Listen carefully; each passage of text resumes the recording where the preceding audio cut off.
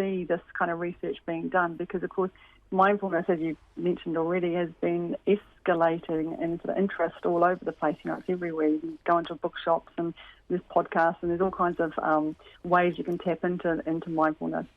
But there hasn't been a lot of research to date around who responds best to mindfulness training. And so to see a study that's sort of starting to suggest that, maybe there are some people who do and do respond better. It's an interesting finding, because I've been using mindfulness training clinically. I work with cancer patients, and I've been working it for many, many years in groups and one-on-one, and have found it to be really helpful with both men and women, I must say.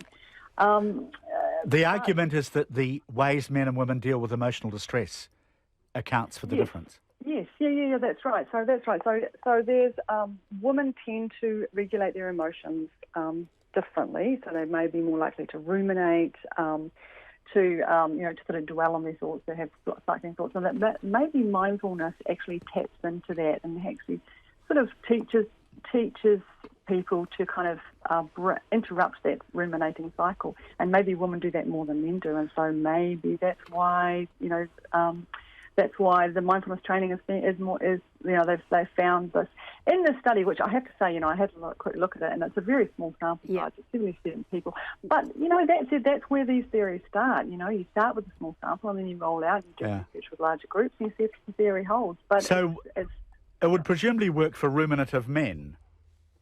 Well as women. I would think so. I would, that's what I would think. But we need more research to check that out. Yeah, we do. But it's fascinating because no one's really done a whole lot of. They've just taken people's word for mindfulness, or a lot of good word, great anecdotage. Yeah. But we know that mindfulness training is really helpful for lots and lots of people. There's been lots of research in the area, but I've done some research myself recently, which has shown that in some situations, mindfulness training can actually make things worse. So, there's some caveats, I think, around rolling out mindfulness, and it's not, anything that's got therapeutic benefit, paracetamol, for instance, has side effects.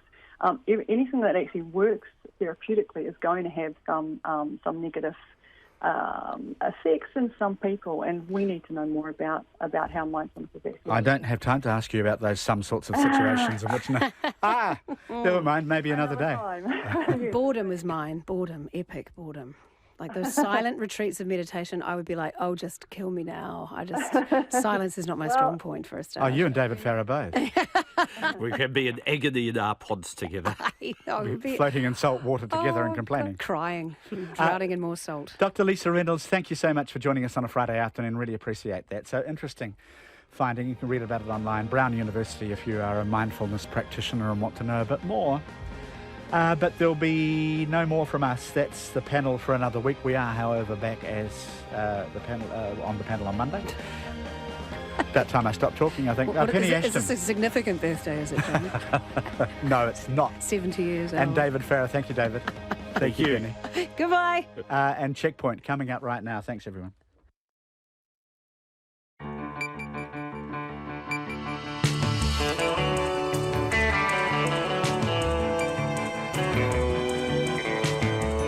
Kia ora everyone. Tonight, the attack in the heart of Paris designed to impact on the French presidential elections. We go to Paris live tonight. In Arkansas, it does appear the state's first execution since 2005 may be now about to take place. In fact, if it's going to happen, it has to do so before midnight local time, which is effectively now. The Children's Commissioner has significant concerns that extremely vulnerable young people are being housed in motels instead of specialised care facilities. More from our excellent series on water. Edgecombe gets emergency housing, and Warren Gatland on the romance of the Lions. Warren and I talk romance. That's coming up after the pips and the news.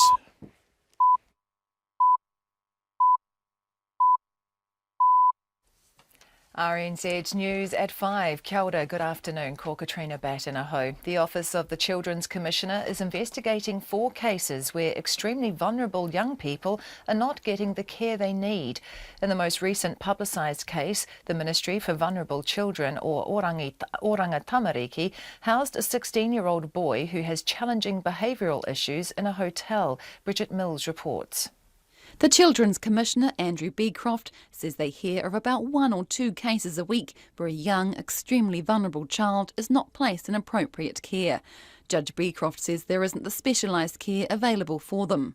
A family lawyer, Alan Cook, has worked with what was Child, Youth and Family for 30 years and agrees there is a lack of places for young people who need one-on-one care.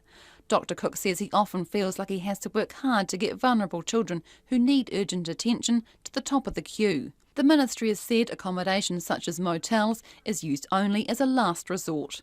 This is Bridget Mills. Drivers in central Auckland are being warned to expect long delays after police partially closed the southern motorway this afternoon. There are now 3 lanes open southbound after Simon Street and 1 northbound after Kaiba Pass. The police say they have concerns about the welfare of a young woman on the Grafton Road Bridge, which runs over 3 motorway lanes. The French President François Hollande has called the attack in the centre of Paris cowardly and an act of terrorism. A French policeman was shot dead, with another 2 were wounded in the incident. The Islamic State jihadist group has claimed responsibility. The assailant was shot and killed by French police, and the authorities say he's now been identified from papers left in his car. Local media say the 39-year-old gunman lived in the city's suburbs and had been seen as a potential Islamist radical. The attack comes just days before the presidential election. Hundreds of fast food workers frustrated over being paid the minimum wage will walk off the job at midday tomorrow. Staff from restaurant brand stores KFC, Pizza Hut, Carl's Jr. and Starbucks will take part in the strike being organised by the union Unite, which represents half of the company's 4,000 workers. Edward O'Driscoll reports. The strike action comes after restaurant brands announced profits of $26 million and gave their chief executive a $1.5 million bonus. The union's national secretary, Jared Hare, wants a 30-cent per hour pay increase over the next 3 years for its lowest paid workers. He says it's been locked in a collective bargaining dispute with the company after their previous agreement expired last month. The company says a collective agreement offer to pay entry-level positions above the minimum wage was rejected by the union. Ko Edward O'Driscoll, tēnei. The government has unveiled more than $1 million in extra funding to help support people struggling after the Kaikoura earthquake. The money will go toward repairing the town's harbour and extending free doctors' visits on quake-related issues. Here's our political reporter Craig McCulloch. The government is adding another $700,000 to the $5 million it's already committed to help restore the Kaikoura harbour. 2 major tourism operators, Whale Watch and Encounter Kaikoura, have agreed to cover any costs above that. The Health Minister Jonathan Coleman has also announced an extension to the free GP service in North Canterbury and Marlborough. That will cost another $250,000 on top of its initial $50,000 investment. Another $250,000 is to go towards boosting mental health and supporting Marlborough schools. From Parliament, Craig McCulloch. A drought-struck North Canterbury farmer says recent rainfall means farms can start replenishing stock instead of having to sell more off. While Cyclone Debbie and Cook caused devastation in the North Island, they brought rain and relief to North Canterbury, an area that's been gripped by drought since 2014. In the last 6 weeks, Daniel Maxwell's farm near Cheviot has had 250 millimetres of rain. Mr Maxwell says seeing green paddocks is a huge relief. We've gone from having, a situation that's been deteriorating week by week to having one of the best autumns I've ever seen. Huge weight off our shoulders. Like, we had another 400 sheep we were going to sell, and so obviously we've kept them, and we're looking for about another 500 again now. Mr Maxwell says it's still too soon to say if the drought is over for North Canterbury. It's 5:04. To sport, and the Warriors are adamant Kieran Foran has not signed with Canterbury and haven't given up hope of re-signing him beyond the end of this National Rugby League season. Reports in Australia say Foran will move back there next year and sign a 3-year deal with the Canterbury Bulldogs. Foran was signed by the Warriors for this season after leaving Parramatta due to personal problems. But the Warriors' chief executive, Jim Doyle, says his Bulldogs counterpart, Raylene Castle, contacted him late last night about Foran. I got a text message from the Bulldogs CEO after midnight last night saying, despite what's on the back page of the newspaper, we've got no agreement with Kieran, we've got no contract with Kieran Foran. He may go back to Sydney and he may still stay here. He's obviously finding it very difficult to make a decision because his kids are there. He's still working through that. He wants to focus on playing really good football for the club. Jim Doyle. Meanwhile, halfback Sean Johnson today confirmed he wants to stay on with the Warriors after earlier saying he would follow Foran across the Tasman. Netballers in Australia are considering industrial action after former national captain Catherine Harvey-Williams failed to be re-elected to the Netball Australia board. The Australian Netball Players Association has said players may boycott Super Netball games and could also form a rebel competition. And Manchester United need an extra time to beat Belgian side Anderlecht 2-1 at Old Trafford and move into the last four of the Europa League with a 3-2 aggregate victory. That's the news. Tonight on Nights, Country Life goes to Whangamomana, where, after their youngest son took his life, the Hurlahys are running a share-a-thon to raise money for suicide prevention. Our mixtape is compiled by Mana magazine editor Leonie Hayden, which will contrast nicely with a Sonic Tonic dedicated to the sounds and songs of England, given it's St George's Day this weekend. So join me, Brian Crump, for some green and pleasant radio from after the news at 7 on RNZ National.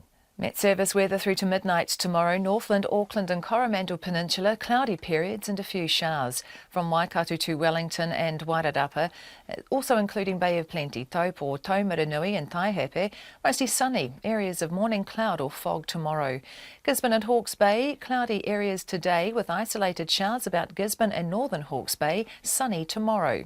Nelson and Marlborough through to Southland, mostly sunny, however cloudy periods and the odd shower about coastal Southland and Clutha, especially tomorrow. Bulla and Westland, cloudy periods today with isolated showers, becoming fine tomorrow.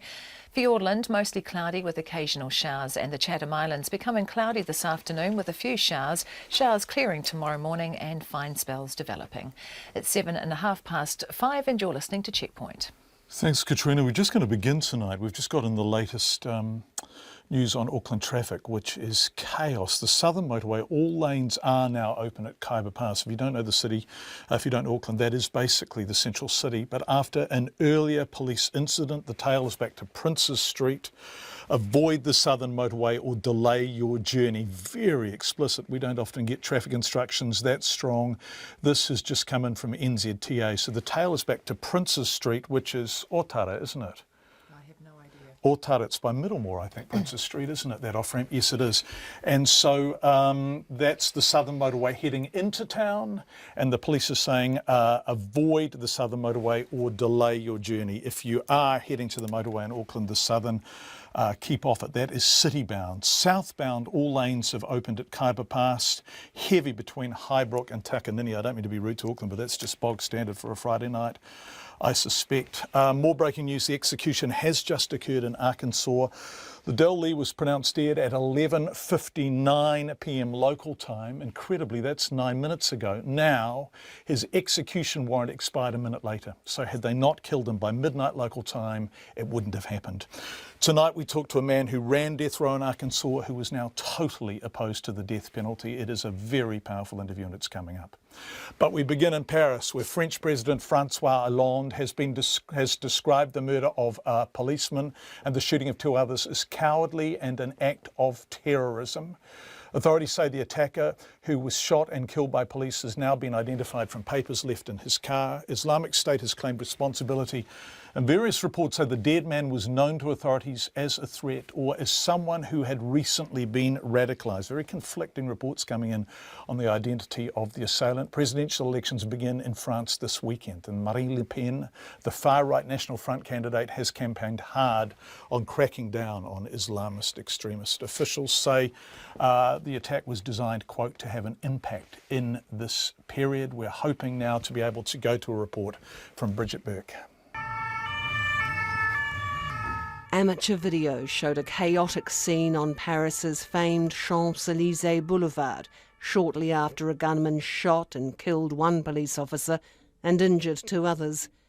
The wide avenue that leads away from the Arc de Triomphe had been crowded with Parisians and tourists enjoying a spring evening.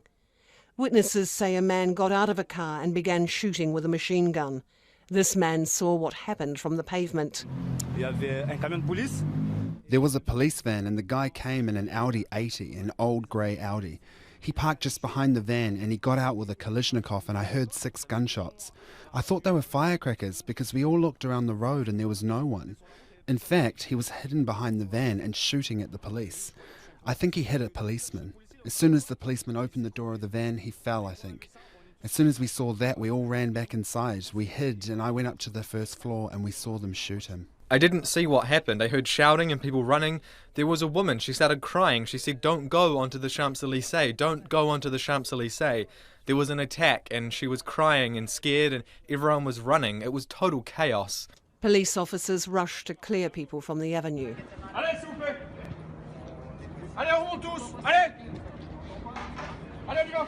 The Paris prosecutor says the gunman has been identified. Police searched the attacker's home in eastern Paris, and officials say it can't be ruled out that he had accomplices. French President François Hollande says he is convinced that the shooting was a terrorist attack. Conseil de défense demain matin à 8 heures. Islamic State claimed responsibility for the attack, which comes just days before the French presidential elections.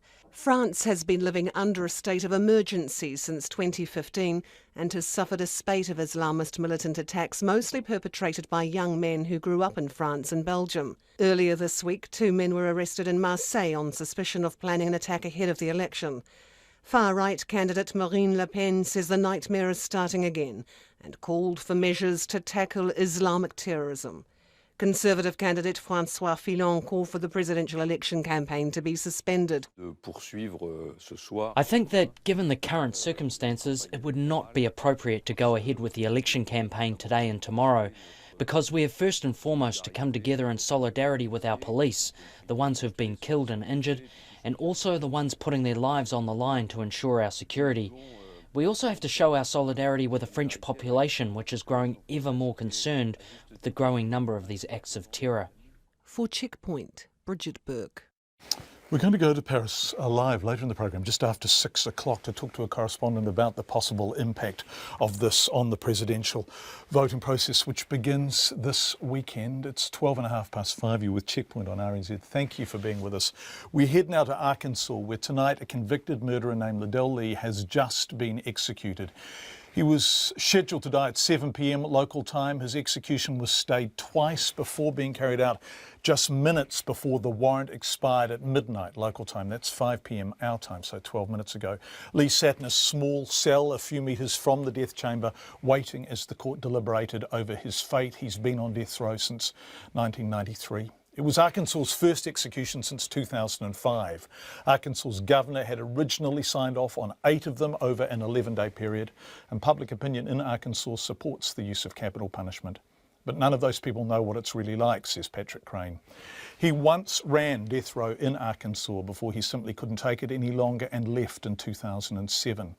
And the man who formerly supported capital punishment now strongly opposes it and is calling for Arkansas and the US to end it, full stop. His striking change of heart was brought about by seeing the condemned men at close range, although he tried not to become too close to any of them. You know, it's difficult because you talk to these people every day and you become friendly with some of them because it's just a human thing to do, to be friendly with other people that treat you well. And so yeah, you want to keep a certain dispassion, and it's still difficult, especially with someone like Damien Echols that at the time we were all well aware that he was going to be exonerated. And it still took another 4 years after I left for that to happen for him. So he was absolutely innocent, full stop, and he was on death row. Yep, that seems to be the case. And that's and seeing what most people on death row were actually like is what changed my mind about the death penalty. You know, there's so many of those people are profoundly mentally ill, or they're mentally slow or challenged in such a way as to, I really question their culpability as far as as far as the crimes they're committed. See, there was a time in the United States, sometime in the late 80s, early 90s, I think, in which the state government started cutting funds to mental hospitals. And what happens when a state government cuts funds to mental hospitals is you begin spending the money on prison cells. But you also now have a victim that wouldn't have existed had these people been, hospitalized prior to committing their crimes. So the state's going to spend the money either way, and the determination is: do you want to spend it on a prison cell and a victim, or do you just want to spend it on a hospital bed? And so that's really made open up prisons as essentially a replacement for mental hospitals. And that's left you with a lot of people on death row that frankly shouldn't have been allowed to be out to commit the crimes they did. I'm not a psychologist. I can't give you a definitive term, but I'd say around 2/3 of them were obviously profoundly mentally ill, even to a layman. And that doesn't mean that they met the legal standard of mental illness. I think the standard has something to do with, I'm not an attorney, but I believe it has something to do with, did they know the difference between right and wrong when they committed the crime?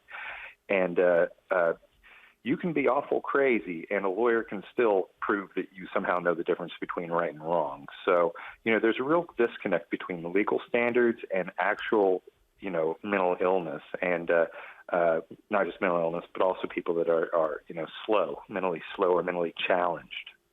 And so that gives me a lot of concerns about the sort of people we use the death penalty on. It's unacceptable, and frankly, it's unnecessary. Having worked in the supermax, which is a hyper maximum security situation, I understand that they're not a threat to society anymore, and it's really no longer necessary for us to even have executions. And I'd like to see it done away with. When you went into death row, when you went to work there, and I understand the financial imperatives, and I understand that jobs are, you take them, right? And you're the breadwinner at home and all of those things. But you also went in ideologically believing that the death penalty was acceptable. What changed your mind?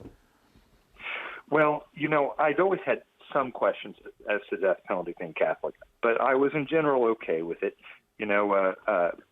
but because at the time I believed that it was, they only got guilty people and it was only evil people that got executed, and that was the narrative that I believed. But that wasn't what it was. I took the job because it's very poor in what's called the Mississippi Delta. Yeah. And it's very agrarian, and basically the choices are you can either work on a farm. At this time, it was on a farm for $50 a day, and they'll rent you a house at a good price, and it's usually a dump. And or you could go to work for the penitentiaries or work at a convenience store or something like that. And so the only way to really support a family down there is to get the best job you can and make the most money you can. And working on death row, being a sergeant at the Supermax paid the best. And I'd like to point out that officers in those situations, Arkansas is not a wealthy state, and that part of the state is even less wealthy than the rest. And officers who join execution teams in those situations, they're told they're volunteers, but when the warden comes around and they're asking for volunteers, and you have basically the only job that's capable of supporting the people you love, it's not really much of a choice now, is it? And that's another problem I'd like to talk about is how all of this affects the officers involved as well. Yeah. So that's what I have to say about that. Patrick, I'm listening to you speak, and I read the article with you in The Intercept. In fact, we interviewed Creed Newton about precisely that article yesterday, and I'm seeing you quoted far and wide in liberal newspapers. And the people who are responding most favourably to what you're saying are completely politically different from you. You are a lifelong Republican. You are from a conservative part of America, and yet you are speaking out in a way that people with whom you have not much in common are applauding. What do you make of all of this? Ultimately, we have the same goal, whether we are conservative people or whether we're liberal people, and it's that we want to see everybody treated equally. It's that we want to see good and justice done. And we may have different ways of viewing the world, but because we have goals in common, it's entirely possible for us to work together to end something like the death penalty. We can both see, because we have the same ultimate goals, we can both see this is wrong. And what do we do when we know something is wrong? We stop it. We work to stop it. If you're a good person and you see something wrong, you work to stop it. And so I think it feels rather strange to spend so much time around people that are politically opposite of me. But we have the same goal. We have common cause. And I think shows like yours that bring attention, especially international attention to problems like this, and hopefully maybe we can, embarrass these people out of doing this. How much of this is really just a certain amount of revenge? How much of it, revenge is not justice. They're not the same thing. And I'd hate to think it, but, to be honest, I think politicians score political points, brownie points for themselves when they don't have to deal with the repercussions of carrying out these executions that the officers do, or that the families of the condemned do, or the families of the victims.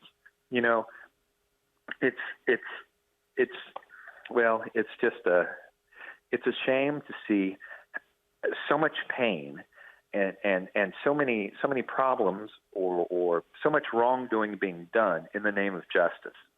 I don't think we're achieving justice by having the death penalty anymore. I think it's just time for it to go.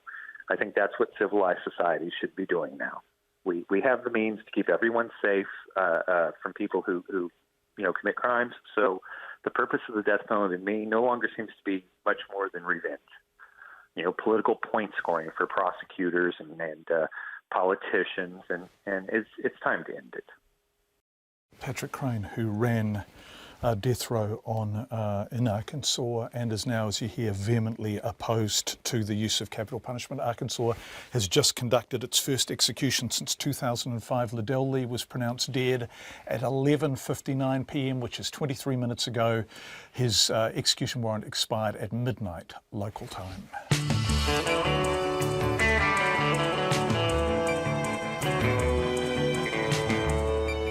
Your Checkpoint on RNZ. Police have issued a statement explaining something of what was behind the traffic situation in Auckland. It was an incident involving a person at risk. The person is now being looked after by police, and the motorway has reopened. So a very distressing situation caused the motorway to be closed for quite some time.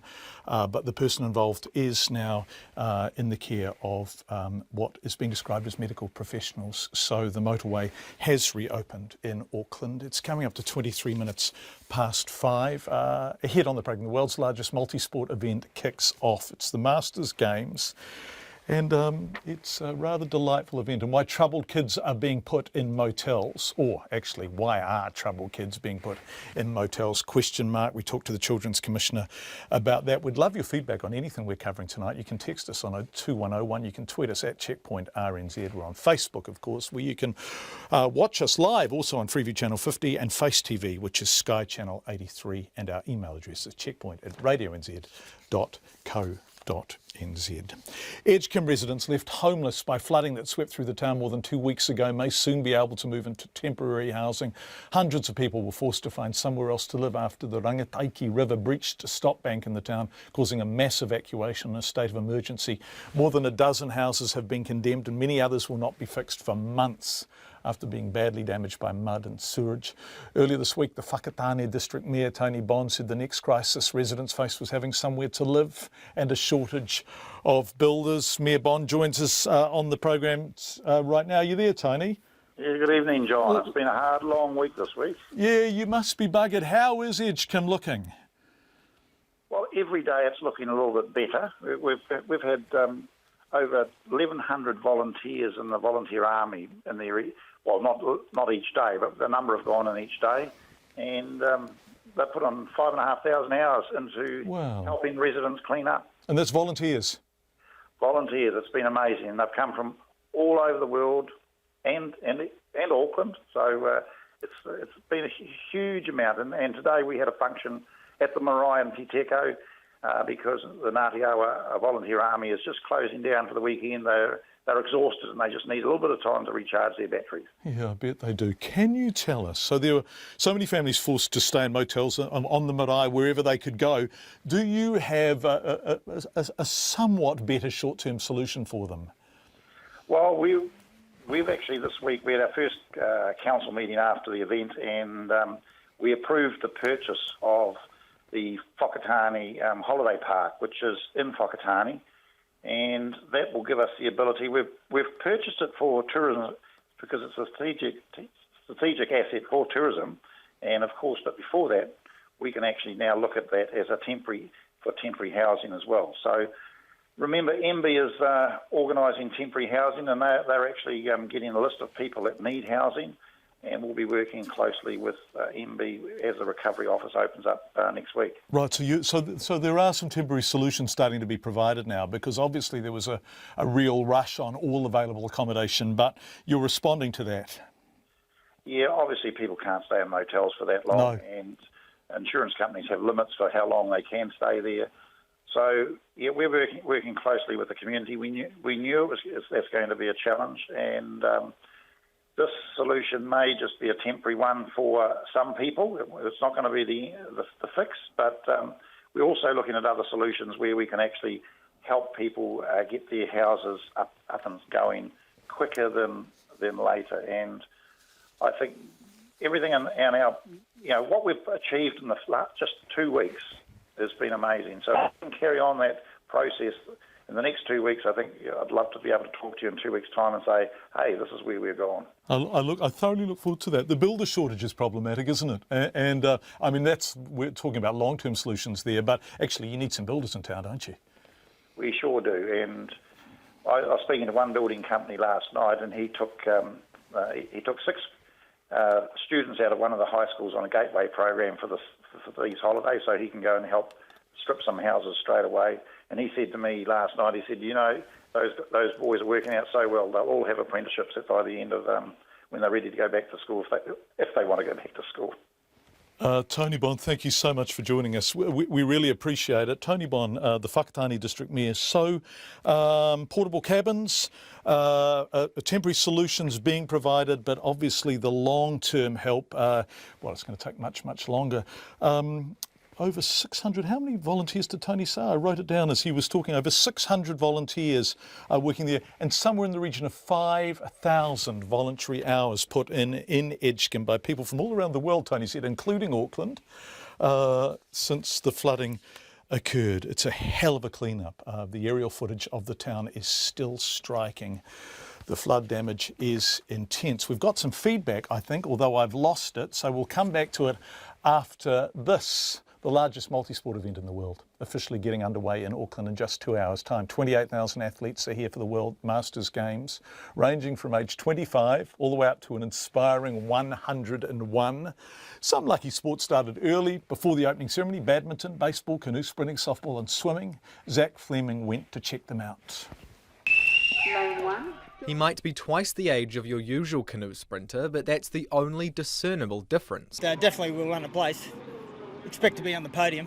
61-year-old Mark Bell's over from Queensland. It's his first Masters Games. It's huge. I mean, this is to other regattas we've been to. When you've got 28,000 athletes, across 10 or 12 days, it's an enormous event, It's the biggest event, sporting event New Zealand's ever hosted.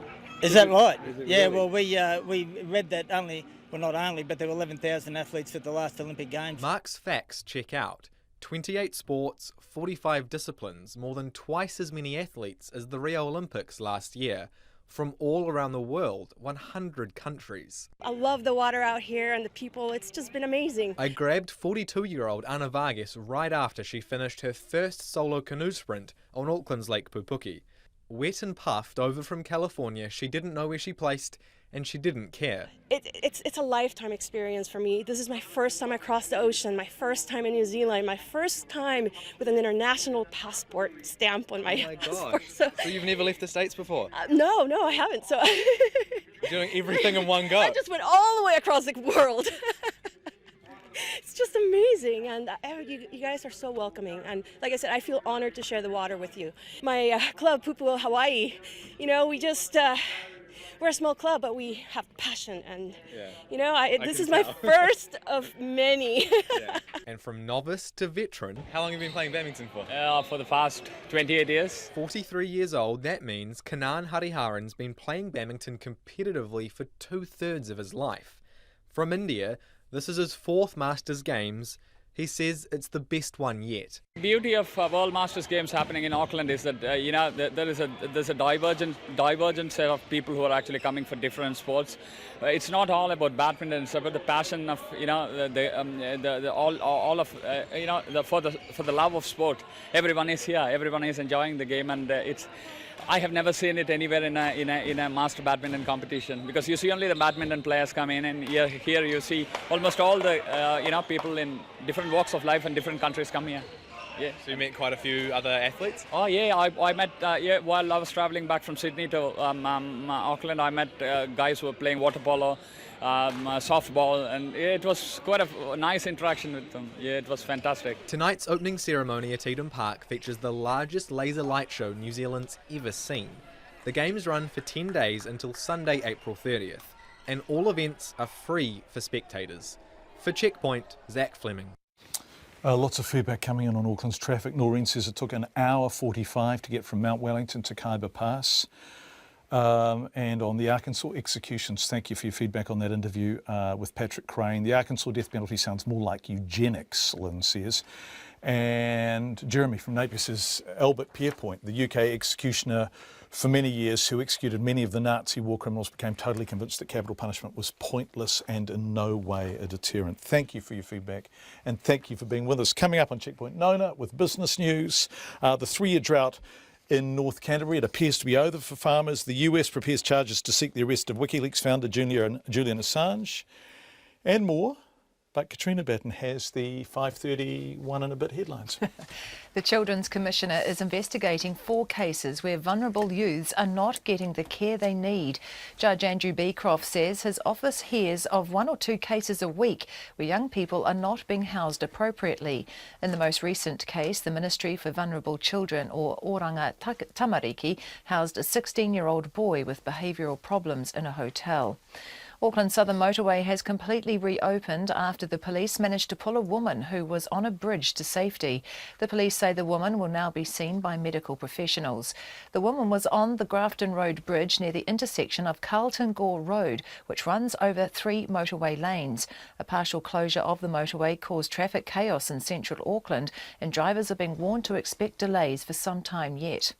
The government has unveiled more than $1 million in extra funding to help support people struggling after the Kaikoura earthquake. The money will go towards repairing the town's harbour and extending free doctors' visits on quake-related problems.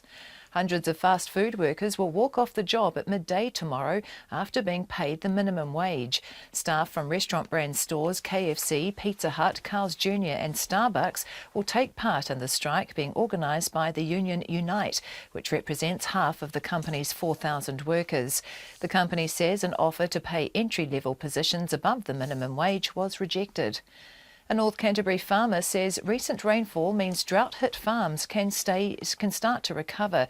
While Cyclone Debbie and Cook caused devastation in the North Island, they brought rain and relief to an area that's been gripped by drought since 2014. In the last 6 weeks, Daniel Maxwell's farm near Cheviot has had more than 250 millimetres of rain. Mr Maxwell says seeing green paddocks again is a huge relief. Those are the headlines. I'll be back at 6. Thank you very much indeed. We've got more on the Children's Commissioner and the concerns about vulnerable young people and the North Canterbury drought coming up between now and 6. Let's turn to business news with Nona, who is sitting beside me, smiling like somebody with something interesting to tell. Nona? Oh. MPT shareholders. That's right. They voted today against a proposal to do a management deal with Kiwi Property, one of New Zealand's largest public listed property company. And so there was a cast of characters at this meeting. It was standing room only, in fact, right out the door. We've been talking about this a bit, and you went along to the meeting, right? I did. And what was the atmosphere? What was the vibe? It was It was tense, intense, I would say, animated for sure. And, remarkable because, I've been to a lot of these meetings and I haven't seen so much action since the last Pumpkin Patch AGM in 2014 when those shareholders were pretty animated about what was going on with that company. These people were, again, unhappy with the performance of the company in the room. There was really no one speaking for the proposal except for two parties, the Shareholders Association and the ANZ Investments. So if the shareholders were unhappy, the shareholders who were there, right, were unhappy, how did the board fare? Well, the board was voted off. Right. 3 members, lost their. One had already stood down, and the chair, an independent chair, and the company secretary were voted off immediately with immediate effect. And 3 of the nominees of a company called Augusta Capital, a property fund manager, took over. And so the vote was 55% of the votes cast were against the Kiwi property proposal and for the dismissal of those 2 members of the board in favor of the 3 that were put forward by Augusta Capital. Augusta Capital had made a competing bid to take over the management portfolio of NPT and were, basically pushed aside. So it was quite tense. And at one stage, the chair told Mark Francis, who's the managing director of Augusta Capital, to be quiet. He'd had enough to say already. But it was interesting. There was a lovely lady sitting next to me who'd been a long-time shareholder of NPT. And when the votes were cast, I said, oh, and so have you voted now? And she goes, oh, I voted twice. I had to vote and I had a proxy. And I said, oh, well, so did you vote for? Oh, she says, well, I voted both ways. And I thought, well, that's odd. And I said, really? And she said, well, I'm a Kiwi property investor and it's good for Kiwi property, but it's very bad for NPT. So she, brilliant. What was that James K. Baxter poem, National Mum and Labour Dad, right? Right. You've got to do one each way. Okay, brilliant. Now, we talked last night about restaurant brands, really good results. A very good result. Last night, and then today Unite say that there's big industrial action tomorrow because actually they're saying to their employers, show us the money. Well, they're saying that, but, restaurant brands came back today and basically said, look, we're very disappointed. We've been working with the union. We think that we've, prepared a reasonable offer for our workers. We were leading in removing those 0 contract hours. We have a lot of respect for our workers, and we really feel terrible about this happening. The union are tying the action to the result. That was really quite strong yesterday. What wasn't the CEO paid? United saying the CEO was paid a $1 million bonus, right? Well, it's not exactly right. Okay. It was 1.5 million. Right, okay. So what Unite is saying is if you can share the love at the top, actually share it where the food is made and sold. That's what they're saying. And so I guess tomorrow there's going to be some strike action around the country.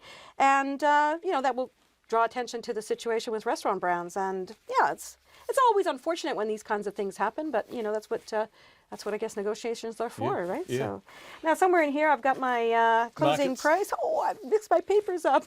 Here we go. Yeah, the NZX Top 50 Index, it rose slightly by 9 points to 7,197. Restaurant brands share price was steady. So was Kiwi Properties, NPT, all the same. The New Zealand dollar, it dipped a little bit, but you'd expect it. There's a lot of things happening with the French elections, the first round coming up this weekend. 70 US cents, 93 Australian, and 54.7 pence. Nona Peltier, thank you so much. Have a great weekend, Nona. Nona is our business reporter here in Auckland. Let's go to the Children's Commissioner, who says he has significant concerns that extremely vulnerable young people are being housed in motels instead of specialised care facilities. In the most recently publicised case, the Ministry for Vulnerable Children, or Oranga Tamariki, provided a 16-year-old boy with challenging behavioural issues presided over him in a motel. The ministry has said using accommodation like motels is a last resort, but those working at the coalface say the lack of proper facilities is a major issue. Bridget Mills reports.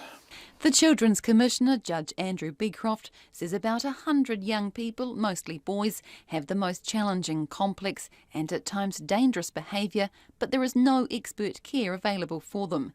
He says about 1 or 2 cases a week are referred to them for investigation where vulnerable children are not being placed in appropriate care. There are significant concerns. They're long-standing. It's not a new issue.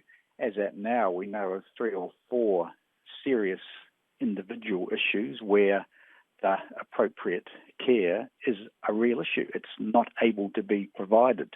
Judge Beecroft says recent highly publicised cases, including the intellectually disabled teenager in Christchurch who was heavily sedated in a mental health unit because there was nowhere else for him to go, and today's case where a 16-year-old Dunedin boy with very challenging behaviour was placed in a motel, presents a real challenge or litmus test for the newly established Ministry for Vulnerable Children.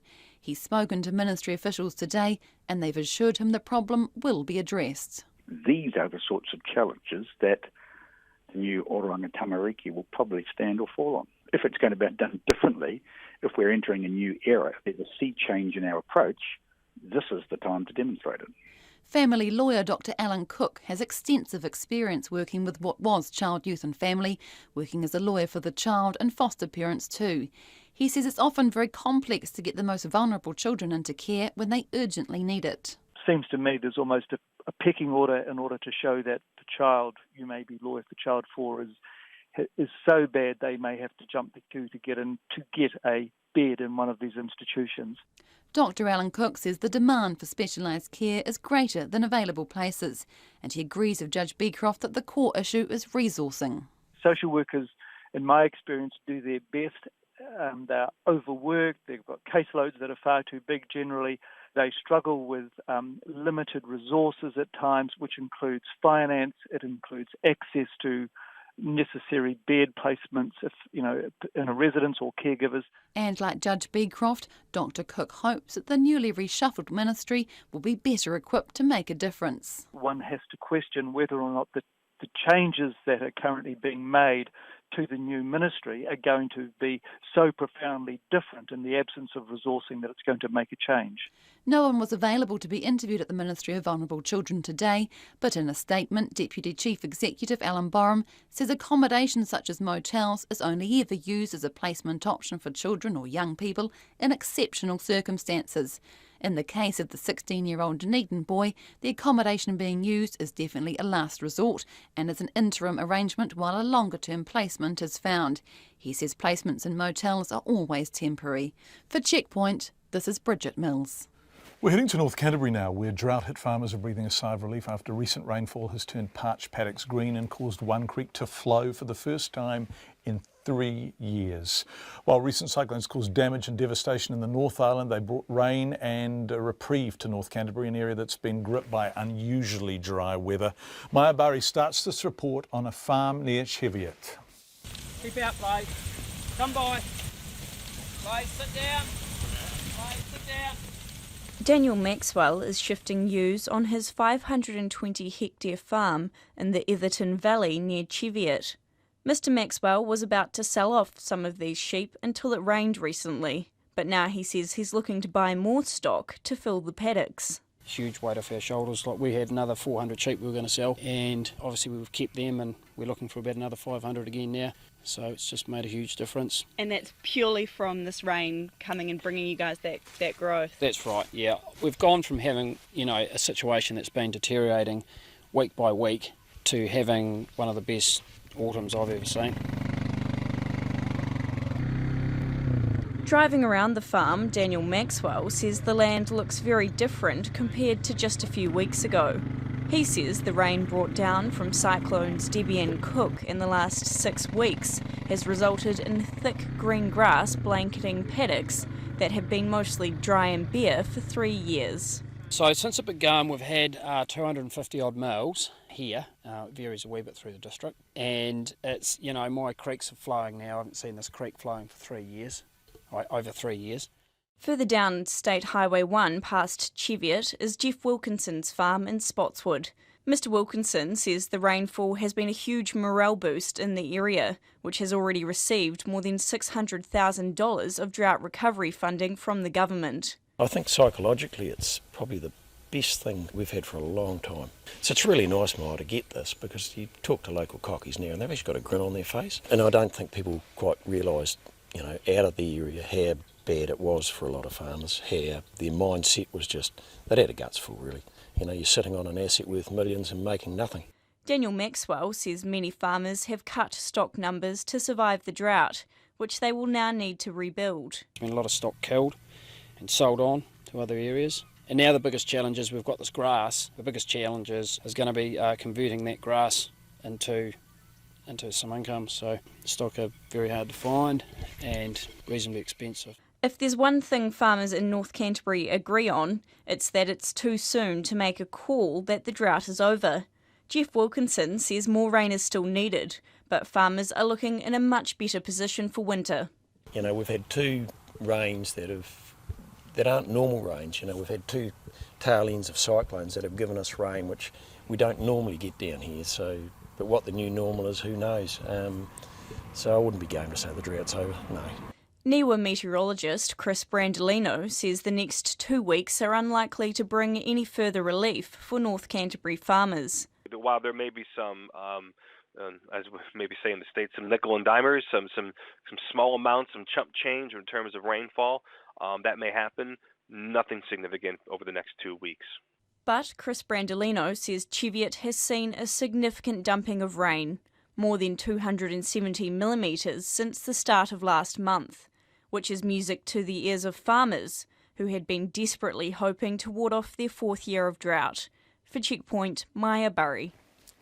It's the first river in the world to be granted the legal status of a person, possibly the only river to have its own Twitter account, but locals say the Whanganui River would be in better shape if the Tongariro power scheme wasn't taking its headwaters.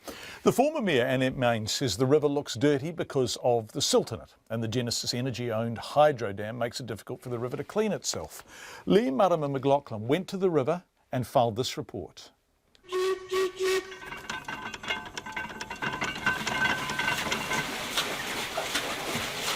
For more than 20 years, Trevor Gibson has been sailing the Waimarie pedal steamboat up and down the Whanganui River. As the 82-year-old sets off today, he says he's seen a lot of changes to the river since he moved here in 1950. You can see all this is erosion. That's going back over there about 10 metres over the years. It's just eaten right in on the side there. And how does that affect the river? Well, it slows it down a little bit. A recent freshwater report from the Prime Minister's Chief Science Advisor Sir Peter Gluckman found that hydro dams can change the environment, including slowing the flow of rivers and causing erosion. Trevor Gibson says that's definitely the case with the Whanganui River. When they put in the Tongariro power scheme, I reckon they pinched 18 inches of water out of the river because being involved in sea cadets in those days, we had to wait for a spring low tide to extend our slipway. Now at low tide, the slipway's a metre out of the water. So where has that water gone? Whanganui iwi spent 10 years in litigation with Genesis to try to stop the Tongariro power scheme from taking the river's headwaters, but to no avail.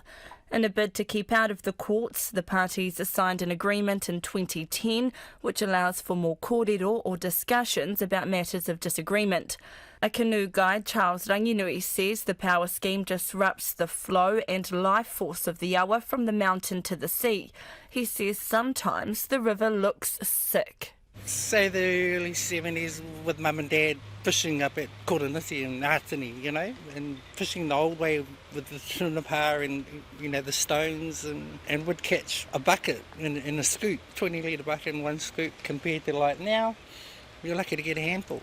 The former Mayor, Annette Main, says the brown colour of the river gives it a reputation for being dirty. We had an event here a couple of weeks ago and I heard parents saying, you know, was it safe for their children to be taking part in the triathlon in the river? And, I just said, look, it's just silt. It's silt that's run off the hills that we cleared. It's not unhealthy. Whanganui iwi just passed its treaty settlement, which gave the river special status. Mrs Main says she hopes that will mean more focus is given to cleaning the river up, but she says the Tongariro power scheme doesn't help. They not only take the water away and put it into another catchment, but they also take away a lot of the stones and kind of material that helps flush the river. So I do think it has its effects. Genesis Energy have resource consent to divert the river's headwaters for another 22 years. The company would not be interviewed but said in a statement that it acknowledges Whanganui iwi's opposition to the Tongariro power scheme, but an agreement is in place with the iwi to discuss these matters. In Whanganui for Checkpoint, I'm Lee Marama McLaughlin. Still heavy going on the southern motorway in Auckland. We're trying to get NZTA to talk to us about what's going on, but if you'd like to be our traffic correspondent and you're stuck in it, text us 2101 and we'll give you a call if you're on the southern in Auckland. WikiLeaks founder Julian Assange may face serious criminal charges as US officials move to seek his arrest. The US Attorney General says the arrest of Assange and others who have allegedly leaked classified US material is, quote, a priority for the Trump administration. Mr. Assange, of course, remains holed up in the Ecuadorian embassy in London, but our Washington correspondent Simon Marks reports that he could soon be facing more serious charges than the Swedish allegations of sexual assault. Julian Assange used to be Donald Trump's favourite leaker. During the US presidential election campaign last year, the Australian-born founder of WikiLeaks was directly involved in releasing a trove of emails hacked from the Democrats' computer servers. They embarrassed Hillary Clinton. The Democrats say they cost her votes and may have contributed to President Trump's win. At the time, this is what then-candidate Trump had to say about the Assange organisation. WikiLeaks, I love WikiLeaks. That was then, this is now, telegraphing the charges that the Department of Justice is reportedly preparing against Mr. Assange. The Attorney General of the United States, Jeff Sessions, told reporters in Washington it's time for leakers like the WikiLeaks founder to face the legal consequences of their actions. Yes, it is a priority. We've already begun to step up our efforts, and whenever a case can be made, we will seek to put some people in jail. The Obama administration always worried that Julian Assange, who claims he's a journalist, might be covered by the First Amendment to America's Constitution, which guarantees free speech. CNN, which first reported the possibility of charges being filed against him, says Trump-era prosecutors have decided it is possible to go after Mr. Assange on espionage grounds, a hint of the gravity of the legal action he could face. Certainly, President Trump's CIA director Mike Pompeo didn't mince his words when discussing Julian Assange in a speech here last week. It's time to call out WikiLeaks for what it really is. A non-state hostile intelligence service often abetted by state actors like Russia. Assange is a narcissist who has created nothing of value. He relies on the dirty work of others to make himself famous. He's a fraud, a coward hiding behind a screen. If the charges are filed, and if the arrest of Julian Assange is indeed a priority for the US government, there could be fresh pressure placed on the British government to do more to keep an eye on him. In October 2015, Scotland Yard ended its 24-hour guard on the Ecuadorian embassy in London, where he's holed up, after 3 years of extremely costly round-the-clock operations. At the time, they called the 24-hour guard no longer proportionate. But that was when Mr. Assange was only wanted in Sweden for questioning about an alleged sexual assault that he denies. If the Americans want to bring him to justice in connection with alleged espionage, they might also want the embassy placed back under 24-hour surveillance. For Checkpoint, I'm Simon Marks in Washington.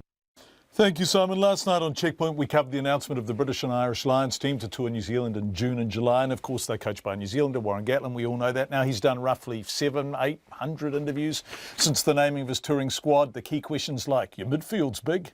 But one less forensic question remains unanswered. Why do the Lions excite rugby fans so much? Yes, they only visit every 12 years, but scarcity alone doesn't explain the kind of romance of the Lions jersey. In part, it's about their fans. What other sporting event do the Irish, the English, the Welsh and the Scots all yell for the same team in? But, Warren Gatland, there's something else. What is it? Yeah, that's a great question. You know, it's something that I know the players are very passionate about playing for their home country, but it's something special to be selected as a Lion, and I've been lucky enough to have the experience of playing for the All Blacks, and so I've seen two jerseys have an impact on a player when they put it on, and one's the All Black jersey and the other one's the Lions jersey, and what it actually means, and so there is a huge amount of romance, in terms of well over 127 years, 128 years, or something, 29 years of the Lions, and I suppose it's that tradition really. And I mean, the great thing is that the New Zealand public, with the amount of supporters and people travelling to New Zealand, is that they don't get an opportunity to experience what we get in the Northern Hemisphere, and that you go and watch an All Black game and 95% of the crowd are All Black supporters. But when the Lions turn up, you're going to get 40, maybe 50% of the crowd being Lions supporters. So that in itself just creates a magic atmosphere and something that New Zealand supporters won't have experienced, or wouldn't. Many of them would never have experienced that, and that's kind of pretty special when you get Lions supporters coming to games and singing and being incredibly patriotic and parochial about, and chanting and stuff. And I think that's the magic of the romance of it, as you say, and it's something that makes it special. And and I think it's something that all of us, ideally you would love to preserve, because it's, it is a incredibly special tradition that we want to hope continues in the game. Yeah, it's a bit of a national secret how po-faced and miserable and buttoned down New Zealand crowds can be. And when you throw some Lions supporters into the mix, we're actually forced to make some noise. I think that Māori Lions game in Hamilton in 2005 was the most extraordinary New Zealand crowd I've ever seen. Yeah, no, I was at that game myself. It was a fantastic atmosphere. It was a great game, great win by the Māori in terms of winning that, and was a great occasion. And I think if you look back to 2005, it wasn't a successful tour for the Lions, but I think one of the things that the Lions supporters perhaps taught some of the New Zealand supporters was, one was, how to have a good time and how to just get behind and support your team, even though they weren't going that great. And we can be a little bit staid sometimes as Kiwis, and so I'm just hoping that there's going to be some great banter between the crowds and both sets of fans, but it's going to be good banter where everyone enjoys each other's company and have a good time, have a drink together, socialise, mix with each other in the crowd, and let the rugby do the talking, and everyone enjoy the atmosphere and get behind and support both teams. So I think that's incredibly exciting. Look, we know from 2005 there's a little bit of bridge building to do in terms of, I kind of get asked about that, are we bringing two complete squads and two coaching teams, and there's Alistair Campbell travelling with us again. I remember him.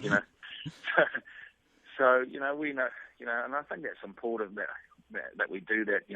We'll be trying to engage with the community, particularly early on in the tour, and something that the Lions have traditionally done, and anything that we commit to, I guarantee that we will, fulfil those commitments. And the other thing is, we want to hopefully play some good, attractive rugby that both sets of fans get excited about as we build into the test matches, and be good tourists. And I think if we can do that, and try and, the unfortunate thing in modern stuff and modern sport, everyone's looking for, an angle or a story or a controversy, and if we can stay away from that and make the rugby the leading focus, and we would have achieved a lot, hopefully. Yeah, I reckon that would be worth celebrating. Just before you go, on a personal note, the Lions' first game is against the Provincial Barbarians in Whangarei, first Saturday in June, and there's a first 5/8 called Bryn Gatland, your boy, promising player, 21 years old, and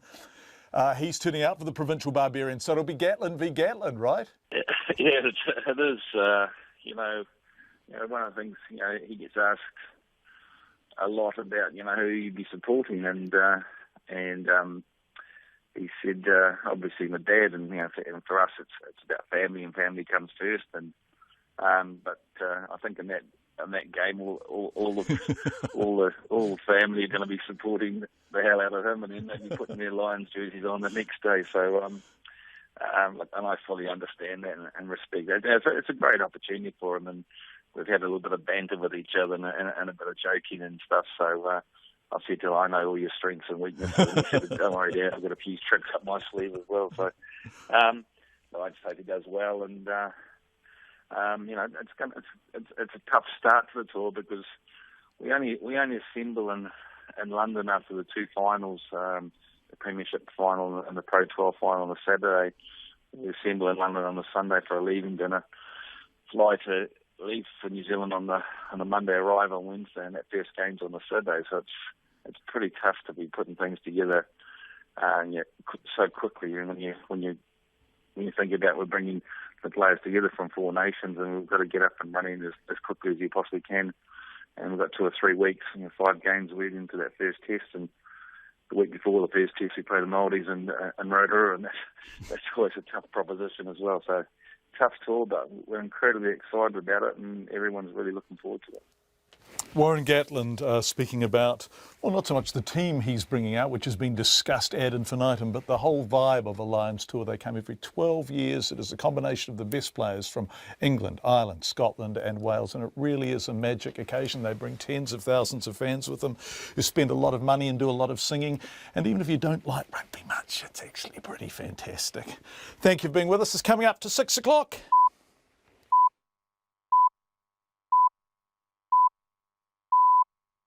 RNZ News at 6. Ngā mihi nui, good evening. Ko Katrina Batten tēnei. A family lawyer says demand and stress on social services make it extremely difficult to get vulnerable children into appropriate care. The Children's Commissioner is investigating 4 cases where young people are not getting the care they need, including a 16-year-old Dunedin boy who's been placed in a motel. The Ministry for Vulnerable Children says such placements are always temporary and only used as a last resort. Lawyer Alan Cook has worked as a counsel for children and foster parents for 30 years. He says there's a lack of places for young people who need one-on-one care. Dr. Cook says it's often very complex to get the most vulnerable children into facilities when they urgently need it.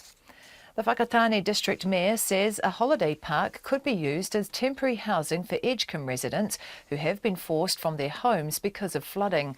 Tony BONNE says the council approved the purchase of the WHAKATANE holiday park after its meeting this week.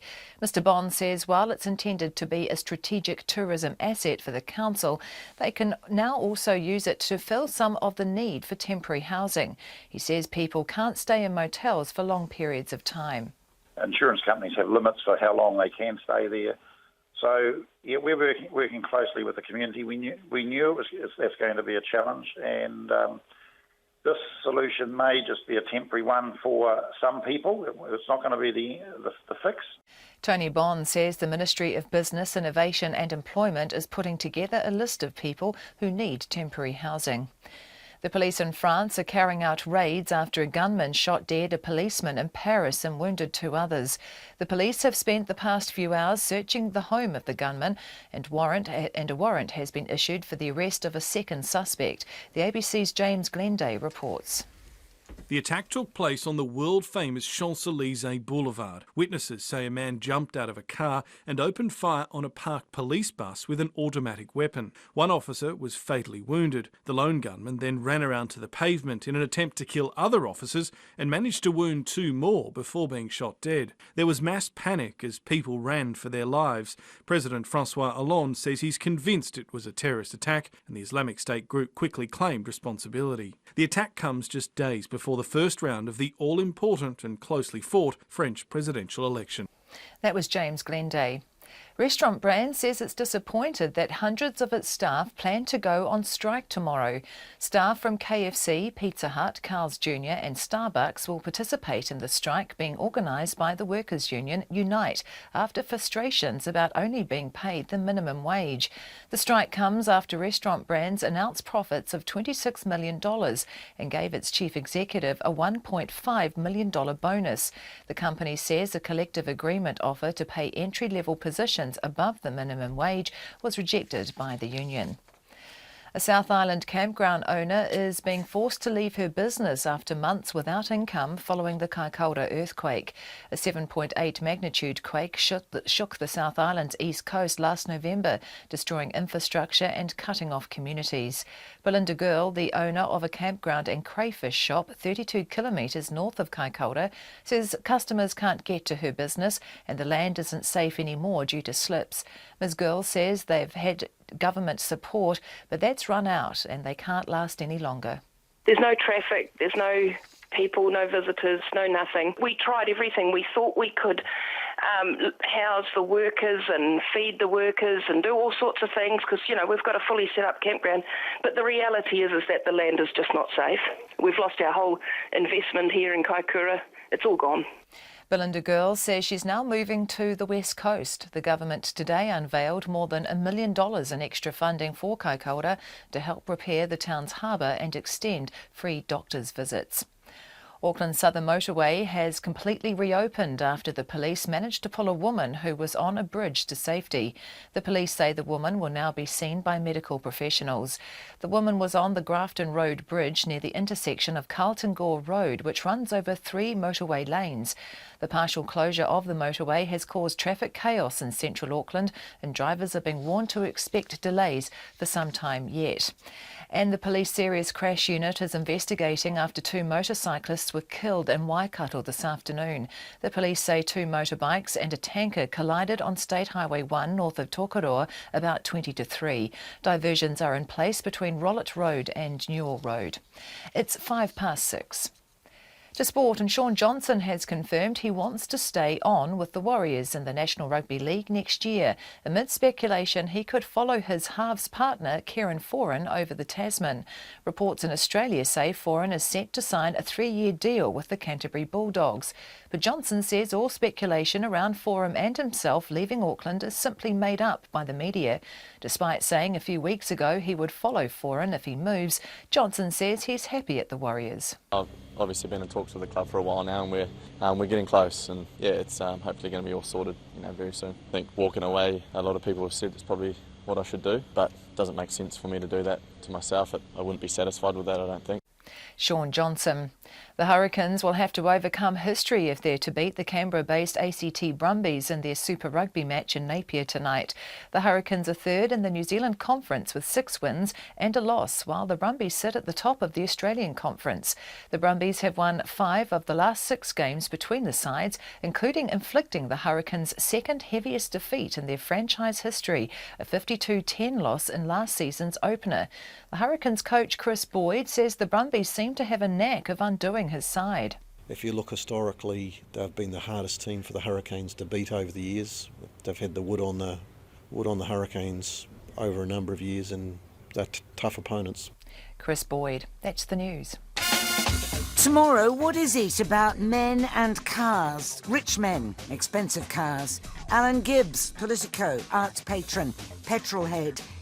Margaret Atwood has mixed feelings about the resurgence of interest in her 1985 novel The Handmaid's Tale. And Nobel Prize-winning scientist Sir Venki Ramakrishnan on the astonishing intricacy of the cell. Join me, Kim Hill, tomorrow morning from 8 on RNZ National. Met Service weather through to midnight tomorrow. Northland, Auckland and Coromandel Peninsula, cloudy periods and a few showers. From Waikato to Wellington and Wairarapa, including Bay of Plenty, Taupo, Taumaranui and Taihape, mostly sunny, areas of morning cloud or fog tomorrow. Gisborne and Hawke's Bay, cloudy areas today with isolated showers about Gisborne and northern Hawke's Bay, sunny tomorrow. Nelson and Marlborough to Southland, mostly sunny, however cloudy periods and the odd shower about coastal Southland and Clutha, especially tomorrow. Buller and Westland, cloudy periods today with isolated showers becoming fine tomorrow. Fiordland, mostly cloudy with occasional showers, and the Chatham Islands becoming cloudy this afternoon with a few showers. They'll clear tomorrow morning and fine spells developing. It's 6:08 and you're listening to Checkpoint. Thank you very much, Katrina. Have a fantastic weekend. You too, John. Cheers. French police have spent the past few hours searching the home of the man who killed a policeman in Paris and wounded 2 others overnight. A warrant has also been issued for the arrest of a second suspect.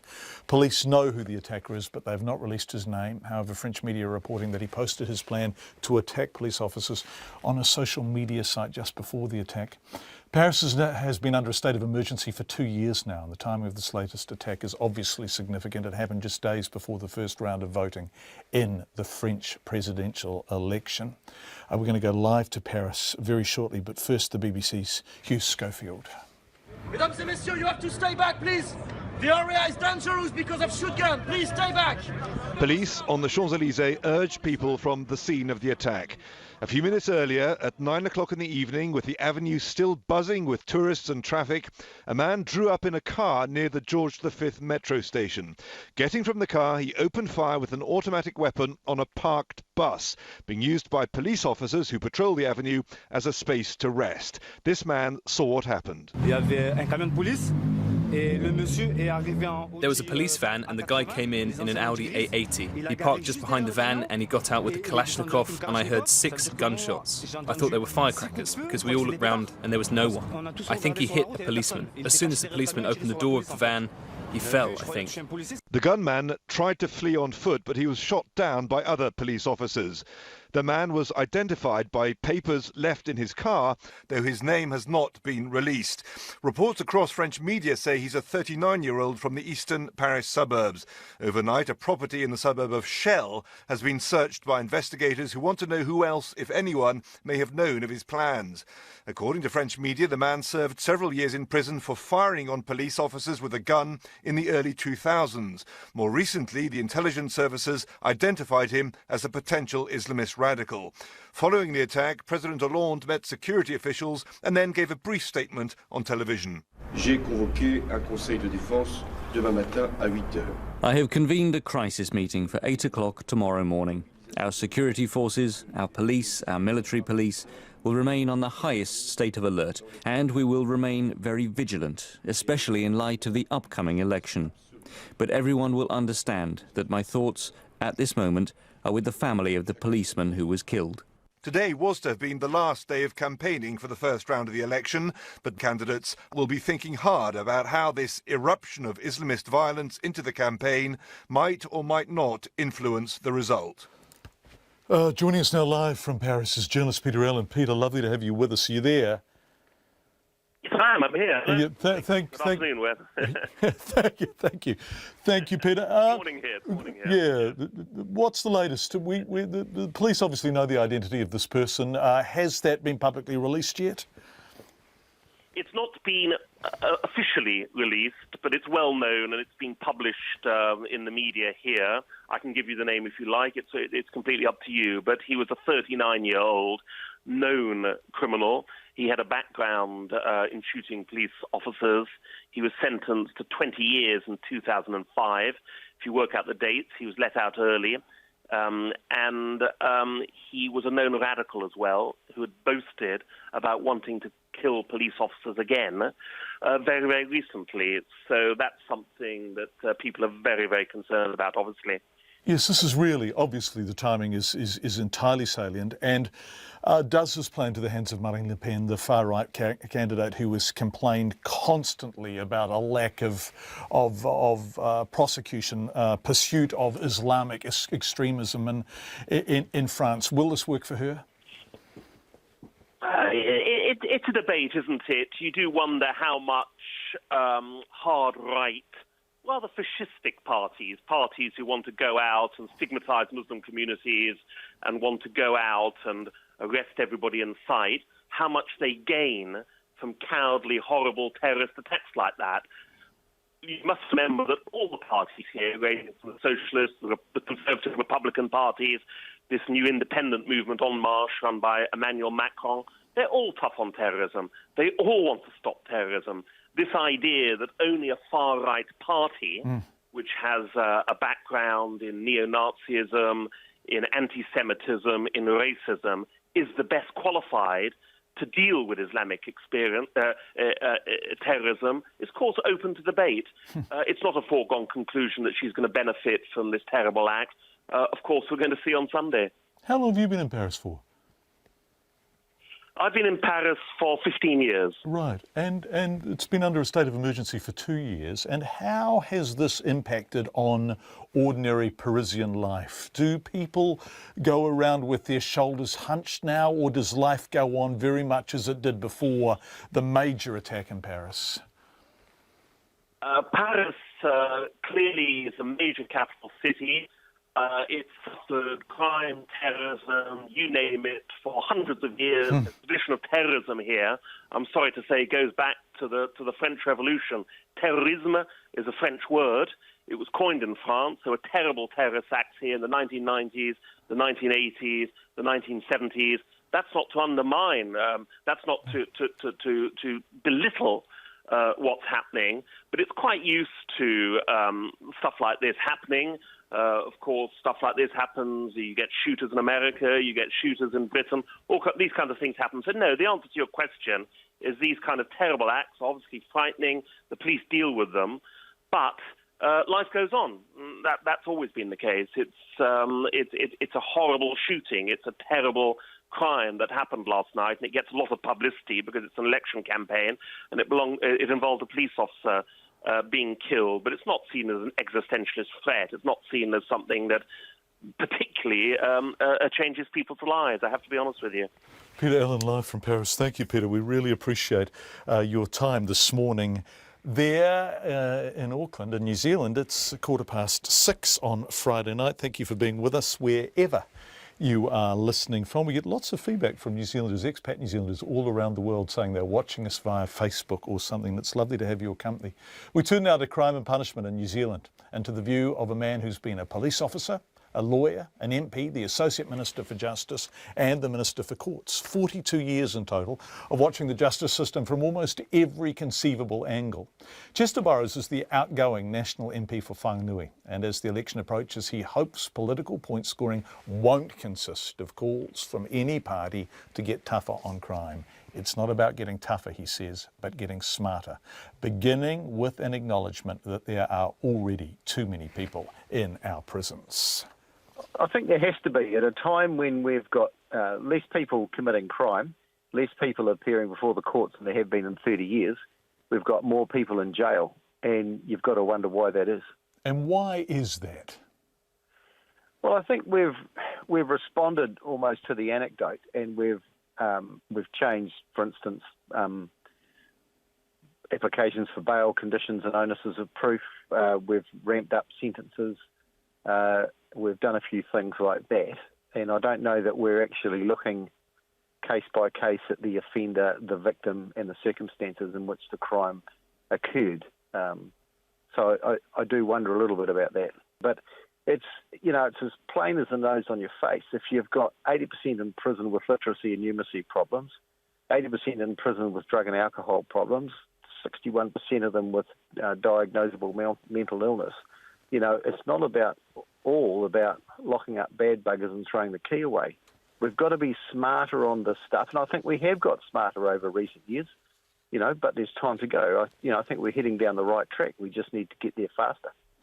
And yet, it seems to me that people regard prison as essentially punitive, as a punishment. And your sense is that actually we need to send people out of prison rehabilitated, reformed, and ready to go in their new lives as well as we possibly can. Well, they've got to come out better than they went in, or you've got to say, what's the point? We've got some really good release to work programs and those sorts of things that are giving people real skills, and, I could wax lyrical about all the good work that Corrections is doing around exactly that, and they're achieving good goals. But there's a big swathe of the population who are just saying, you should send them to prison for punishment as well as punishment, and that's just fundamentally wrong. These people are going to get out, and when you've seen the fish-faced 5-year-old in your local community and coached him at footy and done all of those sorts of things, and yet 15 years later he's well on the way to having a criminal career, you know that it's not all about some sort of gene that makes him a bad person. And we need to start working a lot earlier with these people, which is what we're doing. Let's just see more of it. How do we get this right? How do we achieve the balancing act of keeping us safe from people who pose a risk to us, of punishing people who deserve to be punished, but not actually imprisoning people for whom prison offers nothing and from whom we don't need to be protected? Where is the line there? Well, I think what we need to be is a lot more creative with our sentences and tailor our sentences to the victim, the inmate, and the circumstances in which the crime occurred. So we're doing that a bit. We have home detention, we have got electronic bail, and we're making sure that sort of 80% of our prisoners are either working, training, receiving therapy for some problem that they have. That's good, but we need to move down that track a little bit further. The fact is that if you see, say, a 3-year-old or a 5-year-old who's living in a dysfunctional situation, you know that things are only going to look bad for them. If you start working with them when they're 5, you've got an 80% chance that they'll never go to jail. If you wait until they're 11, you've got an 80% chance of failure and they will go to jail. So that's why now we are working to identify those young people who are most at risk and invest money and energy early so that we'll save money and energy and victims further down the track. Who should be in jail? People who present a real and viable threat to the rest of us or themselves or particular people, like their victims or the people that they choose to offend against. But you know, I heard a statistic yesterday that something like 1 in 6 Maori offenders do their first period in prison for a breach of a court order, probably driving while disqualified. Well, is prison really the answer to that person? Isn't the question really, why haven't you got a licence, or why were you disqualified in the first place? And what can we do to turn that around? And, you know, jumping in and getting up to our elbows and knees and intervening in people's lives and giving them every opportunity to avoid that course is the best thing we can do. It's the outgoing National MP for Whanganui, Chester Burrows, speaking to us earlier this afternoon.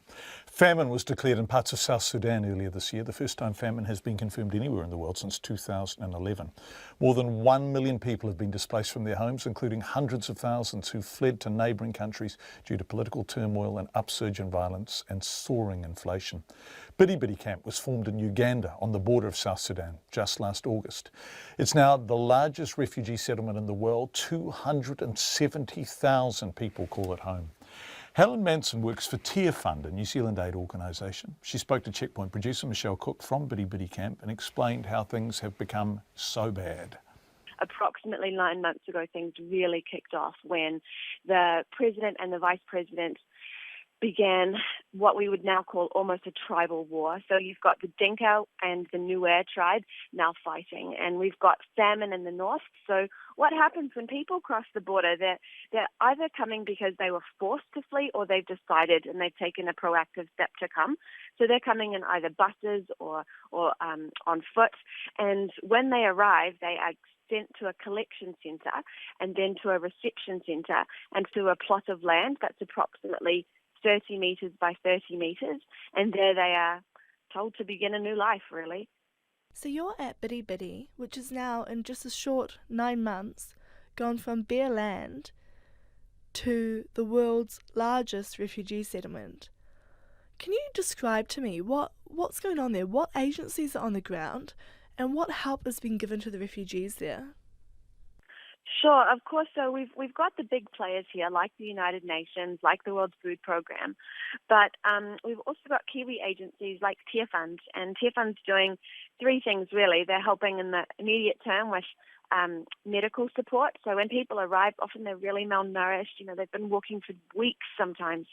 Then we're getting involved in the midterm with agricultural and livelihoods, so helping people plant seeds, learn how to, work a garden under Ugandan conditions and with Ugandan soil. And then in the longer term, we're looking at trauma counselling for these people because honestly, they have seen so much horror. These people have got, nightmares from what they've seen. As they've left, people have been telling me that they saw dead bodies on the side of the road or people that were in the process of dying, screaming out for help because they're running for their own lives with their own children and anything they could grab on their back. They just got to go past them. So, we've got people with huge levels of fear, high stress. They've just come out of a war zone, and some of the things they've seen have been beyond imaginable. And you're with Jackie Aniano, a trauma counsellor who has been, I understand, providing counselling sessions for sometimes 5 people, sometimes 500 at a time. Could you pass the phone on to her, please? Absolutely. Yeah, Jackie's been with us for 2 years working with South Sudanese refugees in this area, and here she is. Hi, Jackie. Hi. What are the experiences of some of the refugees you are working with? What have they gone through to get to Uganda? Most of the people that we meet are people who have really had horrible experiences on their journey from South Sudan to Uganda. Most of them have similar stories. Like one we have had interview and counseling with recently, as she was trying to run out to get into Uganda. She was with all her family members. But then in the process, the husband got missing. Up to date, she doesn't know where the husband is, whether he's dead or alive, she's not sure. And as they were coming, they were seeing people being killed, others already dead, jumping over dead bodies. So she has really been having trauma, sleepless night, both her and the children. She says the children would dream and scream at night, the same to her. So when she came to our program, at the end she was able to testify how our program helped her. This is just one of the stories, but most of the people have similar experiences. Others have even suffered bullets on themselves and other physical tortures. Yes. And now they are at the camp at Biribiri. What is life like for them at the camp?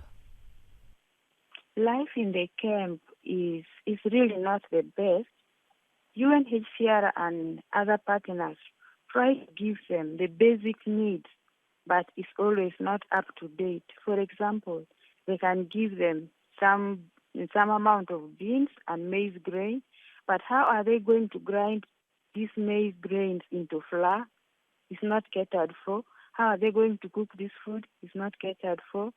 And most of their houses are made of sheets provided by UNHCR, but they have to go into the bush and look for the sticks and grass to add on to it, which sometimes is not even available in the camps, and sometimes going outside of the camps to look for it.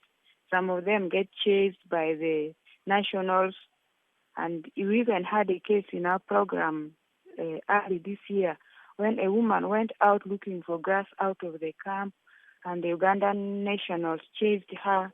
She fell and broke her leg. So the living condition is not really the best still. Yeah, we really need more help for them. Working on the ground there, what do you want the world to know about the situation in South Sudan and the situation at the camp? Yeah, that the people at the camps really still need help, even though the country, Uganda, has provided for them space, but their living condition is not the best. If you really enter in the camp and you meet people and talk with them, like we do in our programs, you really know that these people are still suffering, even though they are out of that danger of the war in their country. Live at the Biribiri camp, Michelle Cook, our producer, was the reporter there. Boy, this is a change of subject. An electric hybrid limousine is being put through its paces to see whether it's up to the job of transporting politicians and VIPs around the country. Government chauffeurs are trialling the BMW electric hybrid to see whether they could serve as Crown cars in the future. Our political reporter Benedict Collins was taken for a spin around Wellington yesterday or today. The government's keen to play its part in hitting its target of having 64,000 electric vehicles on the road by the end of 2021. The Crown VIP transport fleet runs 32 diesel-powered BMW limousines, which are used to drive government ministers and other VIPs on official business. But now BMW has lent the VIP transport service an electric hybrid limousine for a free trial to see whether it meets their requirements. VIP Transport Manager Steve Dryberg gave me some first impressions. The quietness of the car is an interesting challenge. Coming around blind corners like this, and especially in Wellington's quite narrow streets, you can't hear it coming. And I know that that's proved a bit of a challenge, for the people driving it, for cities, etc., etc. What to do when you've got a whole lot of these very quiet cars going around. So with pedestrians and cyclists absolutely, and stuff, they're not going to hear it coming up. No. Does it have enough guts compared to the diesels? Yeah, it's interesting. The amount of horsepower, brake horsepower that these cars produce is actually slightly more than the diesel. So we're certainly not going to be testing its acceleration. We don't need to know how long it takes to get from 0 to 100. But the specs on this car are very good. Back at home base, Mr. Dryberg says they'll be testing the car throughout the country. Auckland, most of the jobs are sort of urban networks, motorway, that sort of thing. In Wellington, it's predominantly inner city, trips out and back to the airport. And down in Christchurch, a lot of their jobs can be rural on open roads, etc. Mr. Dryberg says the trial will probably take another 3 months, and then a decision will be made on whether to start introducing the electric hybrids into the VIP fleet. From Parliament for Checkpoint, Benedict Collins. We're going to end tonight with the story of the piano tuner and the gold coins. A large discovery of gold sovereigns found hidden in an old piano in Britain has been declared treasure after a court found the true owners remained unknown. This report from the BBC. Experts say this is the largest gold sovereign hoard ever found in the UK. It consists of more than 900 coins, minted from more than 6 kilograms of gold bullion. The coins date from the reigns of Queen Victoria, Edward VII and George V. They were found by a piano tuner, Martin Backhouse, under the keyboard of the instrument in dusty hand-stitched packages and pouches. He initially thought the bags contained moth repellent.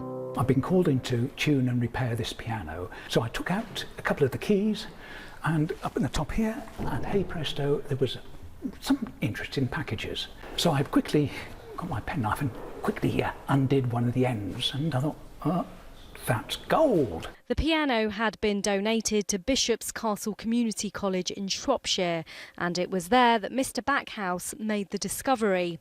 The inquest investigated whether it was possible to say who the coins belonged to. It was told that 50 people had come forward saying that the treasure belonged to them, but the coroner ruled that it was unclear whose it really was. Now a committee at the British Museum will decide the hoard's value, which will then be paid to the college and Mr. Backhouse. And with that story from the BBC, we end Checkpoint for the week. On behalf of our excellent team, have a fantastic weekend and thank you for being with us. RNZ News headlines at 6:30. The Children's Commissioner is investigating whether youths are getting the care they need, including a 16-year-old who was sent to a motel. A holiday park is being eyed as a temporary refuge for Edgecombe residents forced out by flooding. French police are carrying out raids after a gunman shot dead a policeman in Paris. The owner of several fast food chains says it's disappointed that hundreds of its staff plan to strike over pay. A campground owner is abandoning her business after months of trying to survive.